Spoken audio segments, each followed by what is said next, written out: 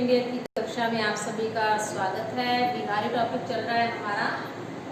आज हम बिहारी का 42वां दोहा पढ़ेंगे। 41 दोहे हम अब तक पढ़ चुके हैं। 42वां दोहा देखिए। मरत प्यास पिंजरा पर्यो सुअ समय की फेर, आदर दे दे बोलिए तू 22 बलि की मेर। कि जब समय खराब चल रहा होता है तो जो गुणी व्यक्ति होते हैं उनका भी निरादर हो जाता है। जैसे मरत प्यास पिंजरा पर्यो सुअ समय की फेर, कि पिंजरे के अंदर क्या है, तोता प्यासा मर रहा है, भूखा मर रहा है, और आदर दे दे बोले तो 22 बलि की बेल। और कौवे को क्या है, आदर के साथ बुलाया जा रहा है और उसे भोजन कराया जा रहा है। अर्थात समय बलवान है, समय या होनी बलवान होती है, जिससे क्या है, गुणी व्यक्ति का भी निरादर हो जाता है और अवगुणी व्यक्ति का सम्मान हो जाता है। जैसे सुआ है, तोता है, वो क्या है, कौवे से तो अधिक ही सम्मान पाता है, लेकिन वह क्या है, बुरा समय है तो पिंजरे में प्यासा मर रहा है, और श्राद्ध के दिनों में कौवे को क्या है, आदर के साथ बुलाया जाता है और उसे भोजन दिया जाता है। तो इसमें बुरी व्यक्ति के भी अगर समय खराब हो तो निरादर हो जाता है, इस बारे में बताया गया है। अगला देखिए। यही आस अटक्यो रहत अली गुलाब के मूल, हे फेरी बसंत ऋतु इन डारणवे फूल। तो इस पद के भी क्या है, दो अर्थ निकलते हैं। अगर भंवरे, अली क्या होता है, भंवरा, अगर भंवरे को लेकर के हम इसका अर्थ जाने तो कह रहा है कि जो भंवरा है गुलाब के मूल में क्या है, इसी आस से अटका रहता है कि फिर से बसंत ऋतु आएगी और इसकी डालियों पर फिर से फूल खिल उठेंगे और इस पर क्या है, फिर से फूल खिलेंगे और वह फिर से उन फूलों पर गुंजन करेगा, उसके मधुर पराग को उसका पान करेगा। तो भंवरा क्या है, गुलाब की जड़ों में इस आस से निवास करता है। जब उसके सारे फूल झड़ जाते हैं तो भी वह उसकी जड़, मूल क्या होती है, उसकी जड़ों में रहता है, ताकि उसे यह पता है कि पुनः वसंत ऋतु आएगी और इस पर दोबारा से गुलाब खिल जाएंगे और वह पुनः से ही क्या है, उस पराग का आनंद ले पाएगा। पहला तो अर्थ निकलता है ये अली अर्थात भंवरे को संकेतित करके। दूसरा अर्थ इसका क्या निकलता है, मित्रता को लेकर के, कि जो सच्चे मित्र होते हैं वे क्या हैं, मित्र के बुरे समय में भी उसके साथ बने रहते हैं, क्योंकि उन्हें पता है कि वह गुणवान है, गुणी व्यक्ति है।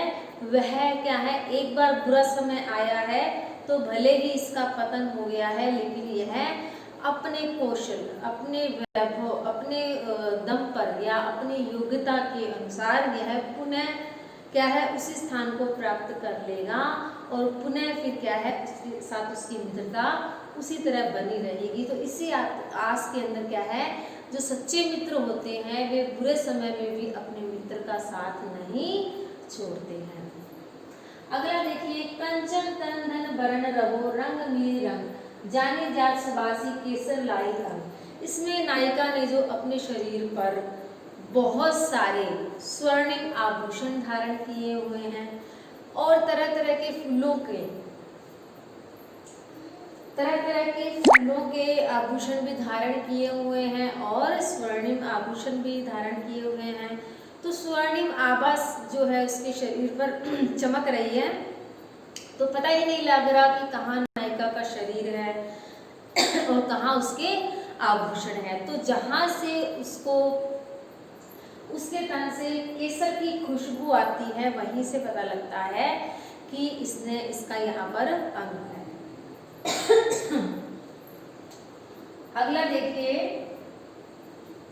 आवत जात न जानिए तेज ही तजी सियरान, घरे जवाई लो घट्यो खरो पूस दिन मान।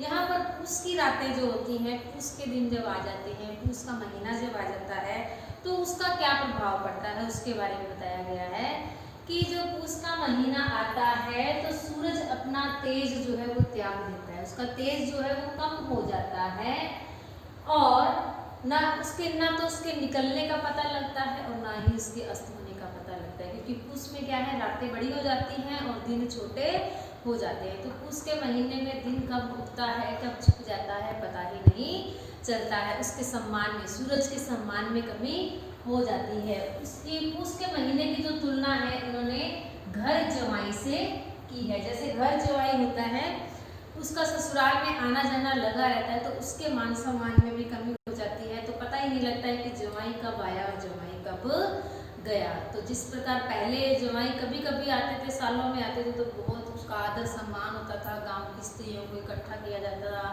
गीत गाए जाते थे, कितना उसका मान सम्मान हुआ करता था। तो लेकिन ये कह रहे हैं कि अगर घर जवाई जो है सारा दिन ससुराल में ही रहता है तो उसके आने जाने का पता नहीं लगता, तो उसी प्रकार क्या है उसके सम्मान में कमी हो जाती है। उसी प्रकार क्या है पूस के दिनों में क्या है सूरज का जो तेज है वो कम हो जाता है, तो उसके आने और जाने का पता ही नहीं चलता है। पावस निसी अदियार में रहो भेद नहीं आन, रात दोष जानियो परत लखी चकई चकवान।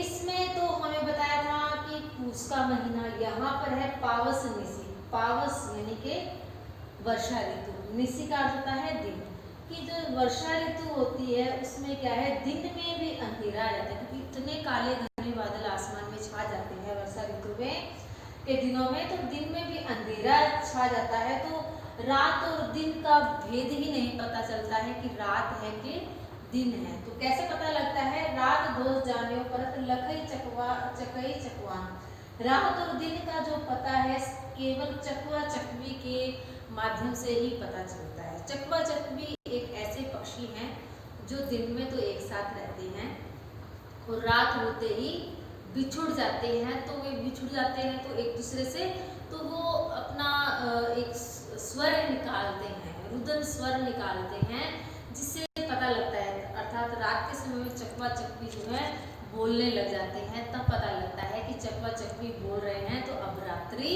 हो गई है। लेकिन पावस ऋतु के अंदर क्या होता है, दिन में अपना अंधेरा छा जाता है तो दिन रात का पता ही नहीं चलता, सिर्फ चकवा चकवी के स्वर से ही पता लगता है। तो यहाँ पर इन दो ऋतुओं के बारे में बताया गया है, वर्षा ऋतु में और सर्दी की ऋतु में क्या प्रभाव पड़ता है प्रकृति के ऊपर, ये बताया गया है। तो इस प्रकार से आज हमारा बिहारी टॉपिक जो है समाप्त हो गया। उसके 46 दोहे आपके सिलेबस में लगते हैं और हमने आज उनको समाप्त कर दिया है, सारे दोहे हमने पढ़ लिए। कल हम अपना अगला कवि करेंगे।